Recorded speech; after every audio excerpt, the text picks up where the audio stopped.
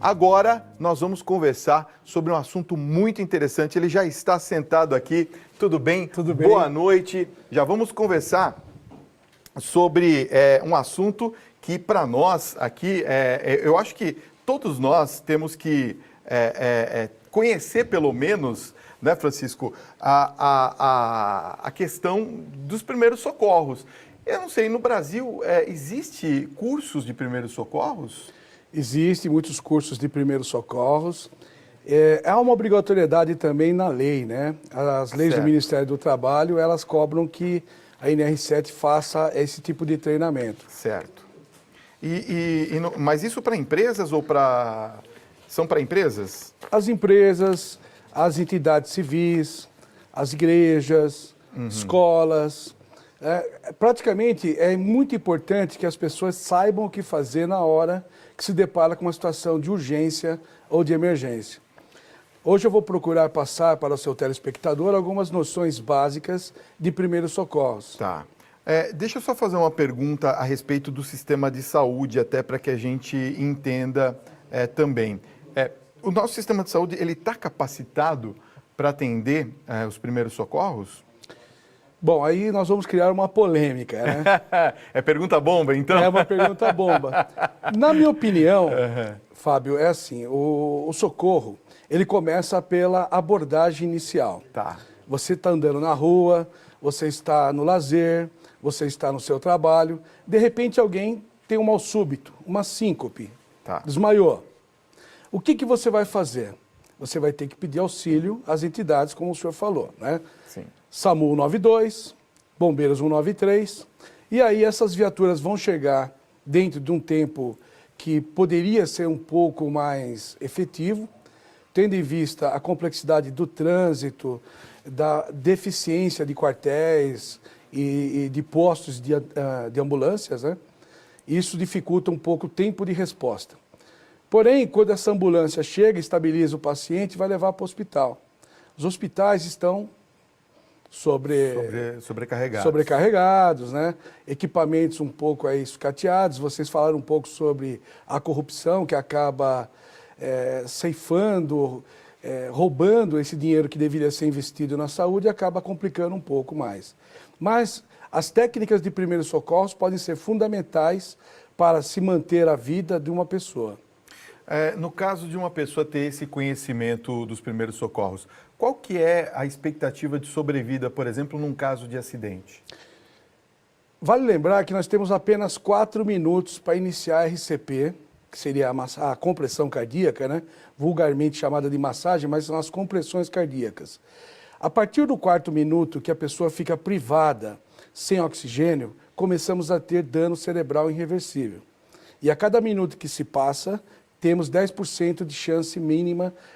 A cada minuto que se passa, diminui-se 10% a possibilidade de se salvar essa pessoa.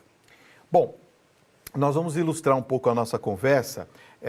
E o repórter Luiz Henrique Casoni foi até um campo de treinamento acompanhar como é a formação de equipes de brigada de incêndio. Pessoas tão importantes para salvar vidas em situações de emergência. Vamos ver. Estamos em Itapevi, região metropolitana de São Paulo. Aqui é cenário para treinamento de brigada de incêndio, uma capacitação para elaboração de plano de abandono de área e técnicas de primeiros socorros.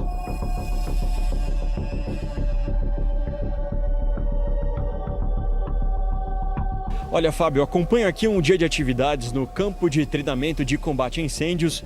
O instrutor Castro, que está com a gente aí no estúdio, vai falar um pouquinho mais dessa simulação de hoje com funcionários de uma indústria metalúrgica, ou seja, profissionais mais expostos a situações de risco e com incêndio também.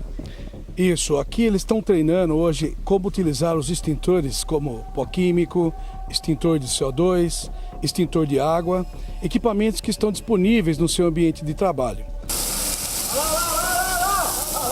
montado, já tá montado. Tá vindo fogo, tá metido fogo. Ô, Linda, cadê você aqui, Linda?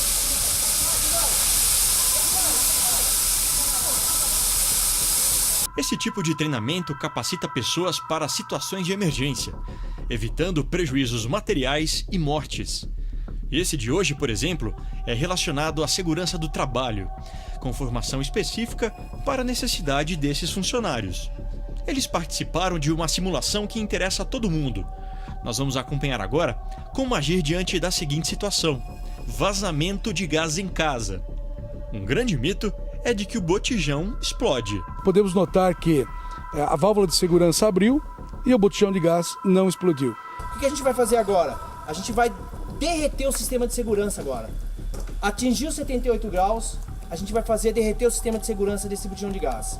Tá? Uma outra realidade que acontece.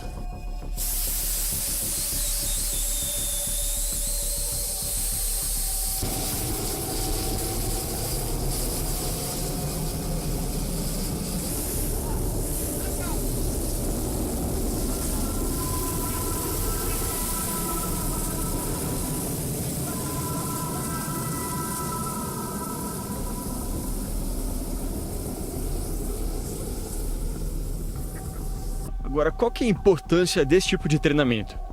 A importância desse treinamento é que ele prepara o aluno para as condições próximas da realidade que ele irá enfrentar no seu dia a dia no ambiente de trabalho ou na sua residência mesmo.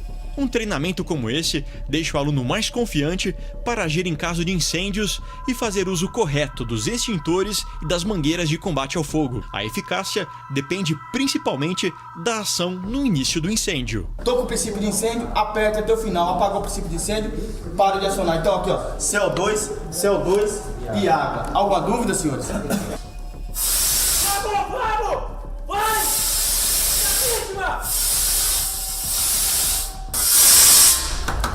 Vamos levar a vítima lá pra fora agora, vai, do jeito que eu ensinei, vai, vamos levar a vítima lá, vai, vamos!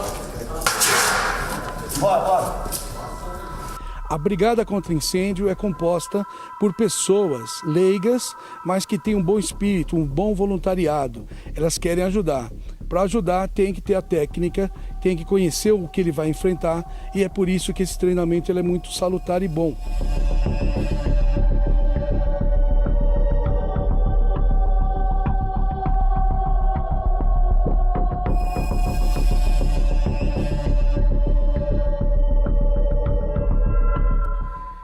Que imagens incríveis! Quer dizer, essas pessoas que recebem esse tipo de treinamento, elas também perdem o medo, nós estávamos comentando isso, não é? Porque, Isso. por exemplo, essa é a função de uma pessoa levar o botijão de gás com ele em chamas. Sim, a intenção é fazer com que o aluno perca o medo, ou pelo menos ajude a controlar o medo. Tá. O medo, ele é uma defesa que nós temos e isso é muito bom.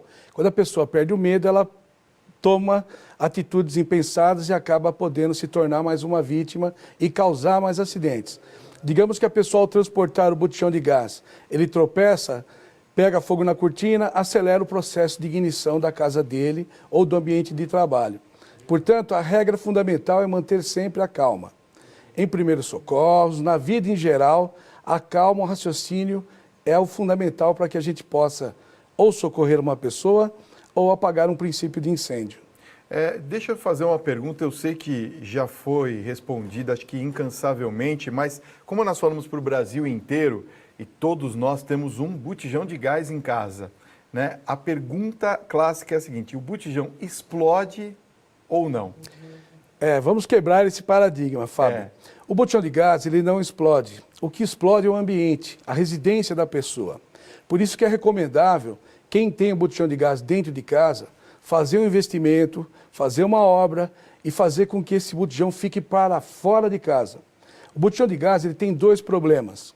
O primeiro, pasmem, é a asfixia. Ele é mais pesado que o ar. Quando ele vaza, ele vai ficar ao nível do solo e a pessoa está dormindo, ela pode ter um problema com a asfixia. Tá. O segundo é a explosão e o incêndio, né? Ou ele pega fogo ou ele explode. Há uma expansão brusca do ambiente. E isso faz com que haja, por exemplo, exemplos do Rio de Janeiro, aquele restaurante que explodiu, vitimou 3 pessoas e foi um dano estrondoso. Quer dizer, aquela explosão que nós vimos, na verdade, foi porque o gás vazou para dentro do ambiente, para eu entender. e aí uma faísca ou alguma coisa gerou a explosão do gás que estava no ambiente. Do gás que estava no e ambiente. não dos botijões, é isso? Isso, o gás ele vaza, ele é o combustível, o oxigênio é o comburente, Tá. faltamos só uma faísca, uma fonte de calor para que feche o triângulo do fogo. E aí vai haver uma expansão brusca e aí vai haver a explosão. O incêndio, ele pode ser prevenido, como eu falei, colocando os botijões de gás para fora, Tá.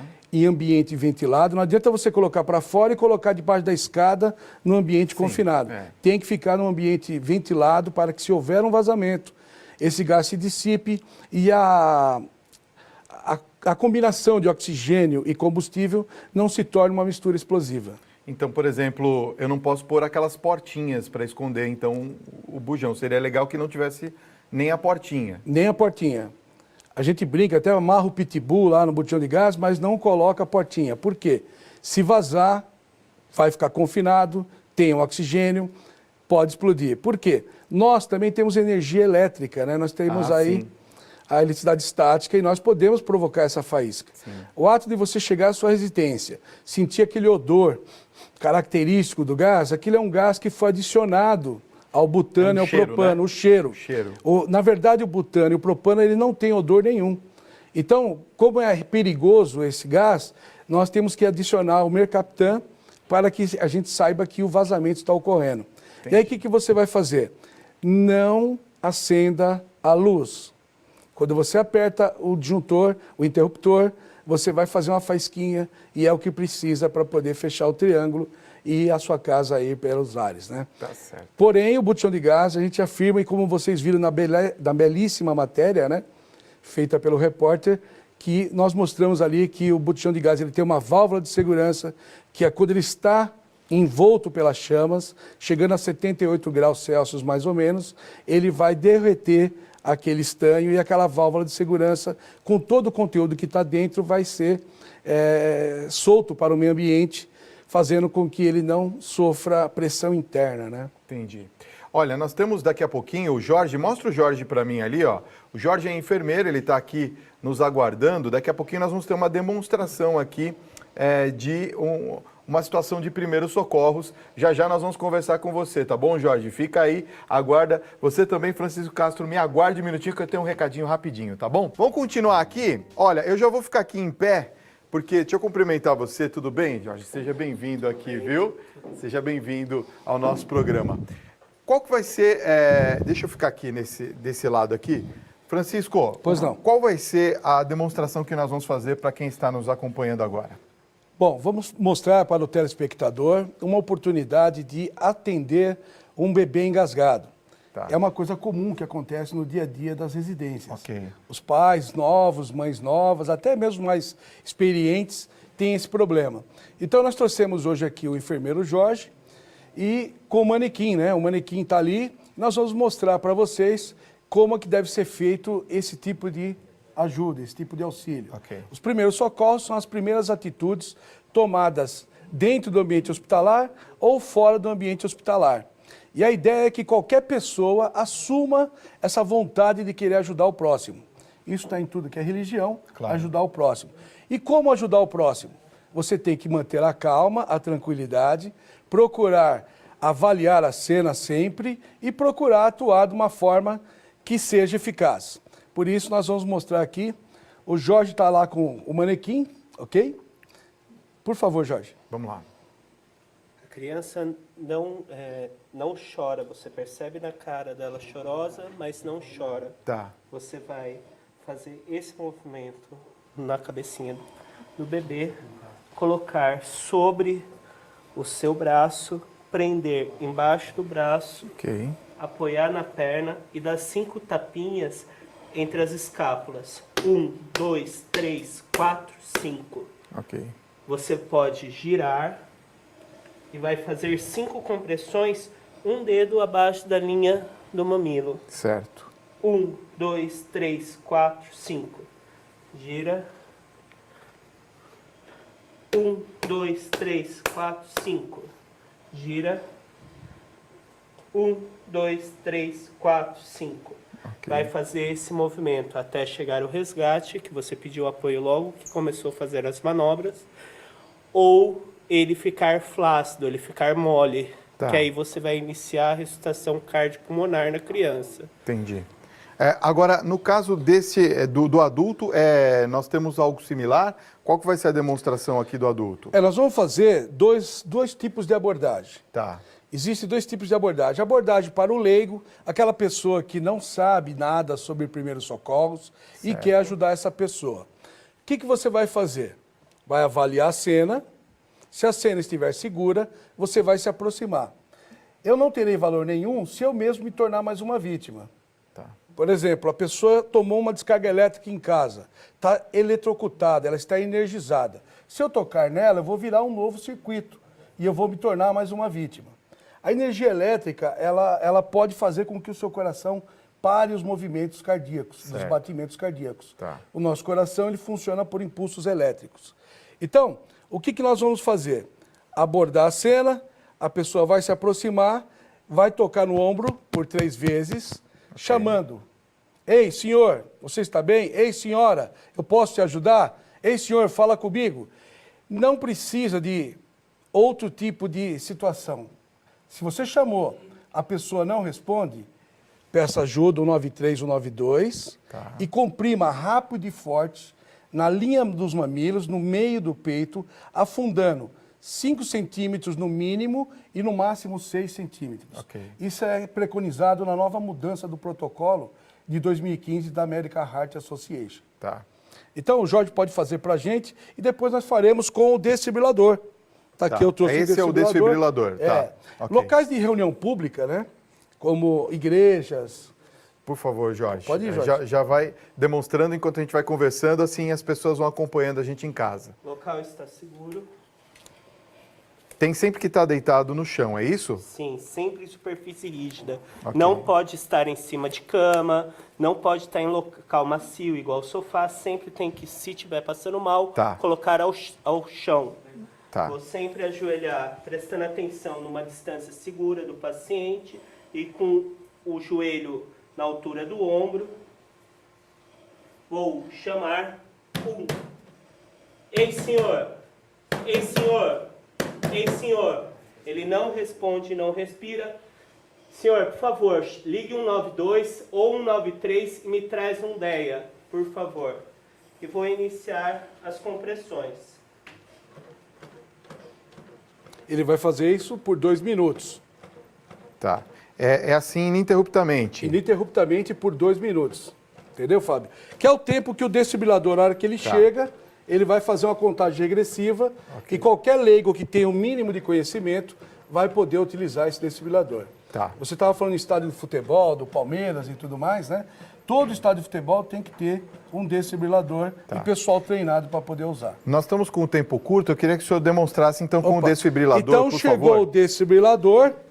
Aí, Jorge, ele vai parar a situação, vai abrir. Esse é um desfibrilador de trainer, né? Ele vai falar para a gente tudo o que nós temos que fazer. Ele liga. O desfibrilador fala com Ele você? fala com você. Ah, entendi. Ele está falando, peça ajuda agora. Tá. Coloca os eletrodos no tórax do paciente. Ok. Ele tem um adesivo autoexplicativo. Tá. Aí você sabe, coloca em cima e abaixo da axila. Certo. E aí é que é aplicada a... Ela está falando para aguardar a análise do paciente. Ele está analisando se há ritmo cardíaco, se há batimento elétrico. Ok. Ela preparou para o choque. Todo mundo se afasta. Agora acione o botão. Ele aplicou o choque. Agora ele vai fazer as compressões seguindo... Pode continuar, Jorge. Seguindo aqueles 2 minutos que o próprio desfibrilador marca. Tá. Ok? Ok. Olha, eu queria agradecer muito a presença de vocês aqui. Nós esgotamos realmente o tempo, não temos mais tempo, mas eu queria agradecer Francisco, Jorge, pela presença e pelos importantes esclarecimentos de vocês nessa noite, viu? Um grande abraço, viu? Estamos à disposição. Muito obrigado pela oportunidade.